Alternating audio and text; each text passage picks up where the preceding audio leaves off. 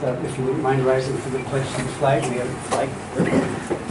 I pledge allegiance to the flag of the United States of America and to the republic for which it stands, one nation, under God, indivisible, with liberty and justice for all.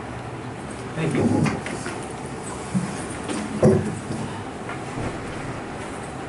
Now we have opportunity for public comment. Would you like to introduce yourself and then? I'm John Rose with the NAACP local branch, and I want to report, follow up on comments last time, that we continue to be looking into trying to promote the civic engagement of the residents or incarcerated persons. And we realized that there was, through what we've been looking at, this is in line with improvements that have taken place in other countries. One of our members, Jeff Bowen, who has the group The Shining Light, has been active in the North Dakota prison system. And he was called in for a special meeting there with the legislators from North Dakota who were meeting with people from Norway with the Norwegian prison system. And they informed that 10-15 years ago, the results of their system were pretty similar to what is present in this country in regard specifically to recidivism. And it has taken a process, a very slow process, over 10-15 years, to bring them to the point where recidivism is really quite low. So people who come into the system the system is actually effective at correction, as has been named for this facility here. And what they are doing, or what we are looking at trying to effect, is in line with what they were doing over that 10-15 year period, which involves treating people respectfully, respecting their rights very carefully, and avoiding a punitive approach, which is fairly common in this country. And just, so we're looking, we're proceeding with our plans for that. We're looking forward with meeting with the warden later in the month, and that we hope to do our part in order in the process, which we believe is already taking place, of moving away from that very punitive and not very effective system of the past. And actually, also, I discovered in a conversation with someone very knowledgeable that it has already been having an effect with the incarcerated persons, and so the process has already been begun through the work's efforts and your support. Anybody else for public comment? If not, we'll go to the approval of our minutes from January. Motion to approve those minutes. Second. Okay, we have a motion and a second to approve the minutes of our January 18th meeting. As presented, any additions, deletions, or corrections, comments? Hearing none, all in favor, please indicate by saying aye. Aye.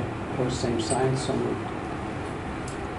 And we'll go to the report of the warden and deputies if needed, but if you'd like to add anything to the report that we provided. The only thing that I'd like to add is that we are working with IU13. We're in need of a GED adult educator for the facility.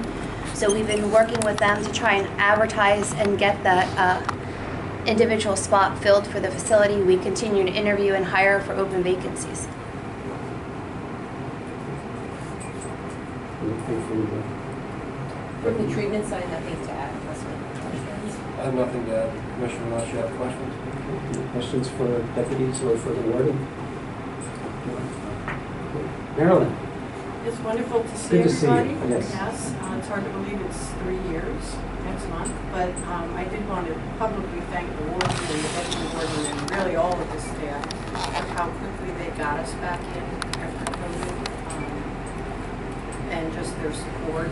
And we've had our ups and downs with opening and closing, but we have a very strong sense that you wanted us here and did everything you could to get us here. So just want to thank you for that on behalf of the chaplains and Jubilee. It's good to have you back. Mr. Weber? Nothing unless the board has any questions for me. Mike, any questions? And CG, oh, good. I meant from Is there here. a COVID report? We currently have one block on a COVID quarantine. We're hoping that that gets resolved on the 20th of this month. So we've been okay. As soon as we can get through this block, it just seems that we get to the point where we can release the block and then somebody else pops positive.